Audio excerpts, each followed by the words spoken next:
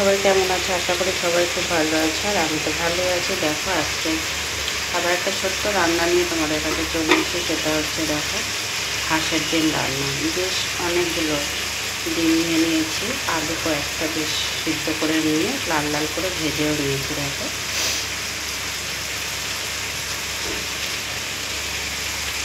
আর এদিকে দেখো কড়াতে তেল দিয়ে তেলটা গরম করে বেশ ভালো করে ধোয়া উঠছিল। সেই তেলের মধ্যে গোটা গরম মশলা ফোড়নে দিয়ে দিয়েছি, তাতে কয়েকটা গোলমরিচও দিয়েছিলাম।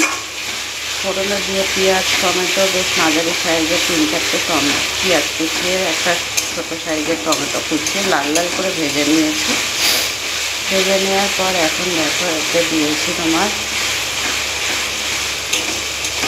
আদা রসুনের পেস্ট করে দিয়ে দিয়েছি, গোটা ধনে গোটা জিরে পেস্ট করে 3-4 চামচের মতন দিয়ে দিয়েছি। পরিমাণ মতন হলুদও পরিমাণ মতন এখনও দেওয়া হয়নি, দেবো।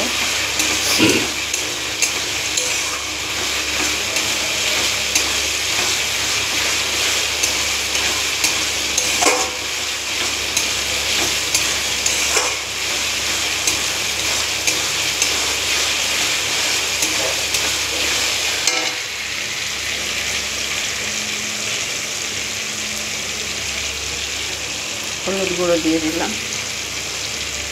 আর বন্ধুরা সবসময় হাঁসের ডিম একটু ঝাল ঝাল খেলে কিন্তু বেশ ভালো লাগে।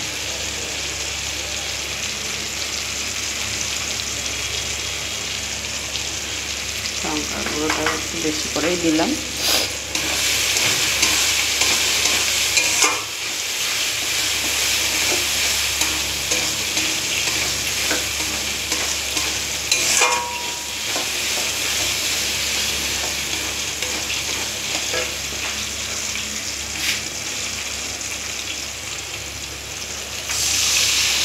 জল দিয়ে দিলাম।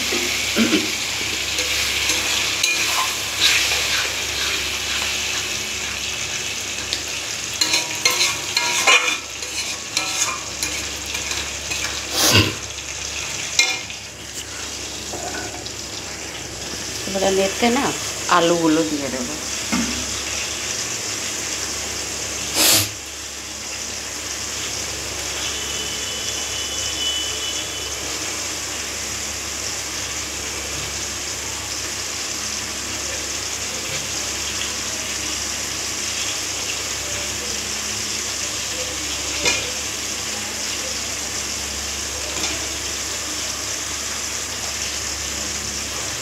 তো চলো এটাকে বেশ 5 থেকে 7 মিনিট ভালো করে কষিয়ে নেব। নেওয়ার পরে আবারও ফিরে আসব।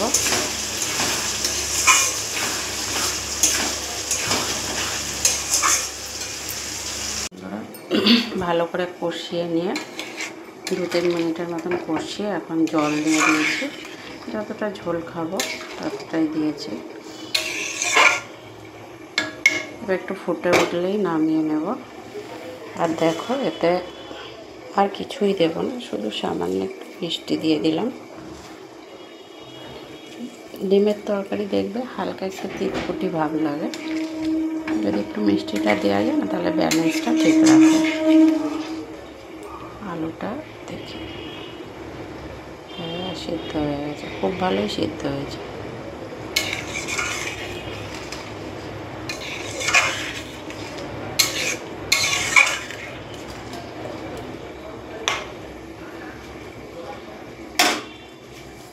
খুবই ভালো করে সিদ্ধ হয়ে গেছে। এটা একটু ফুটে উঠলে তারপর নামাবো। আর খুব বেশি রান্না করব না, আর 2 থেকে 3 মিনিটের মতন রান্না করে নামিয়ে নেব। তো বন্ধুরা তোমরা কে কে হাঁসের ডিম খেতে পছন্দ করো অবশ্যই কমেন্ট করে আমাকে জানিও। আর হ্যাঁ, কে কোথা থেকে আমার ভিডিওটা দেখছো অবশ্যই কমেন্ট করে কিন্তু জানিও। যারা যারা আমার পুরো ভিডিওটা দেখলে তাদের জন্য অসংখ্য অসংখ্য ধন্যবাদ, মন থেকে ভালোবাসা। ভিডিওটা আর বেশি বড় করছি না, এখানেই শেষ করছি। যদি ভিডিওটা ভালো লেগে থাকে তাহলে লাইক কমেন্ট শেয়ার করে দিও। আবার পরে কথা হবে সবার সাথে। সবাই ভালো থেকো, সুস্থ থেকো। টাটা সবাইকে, টাটা।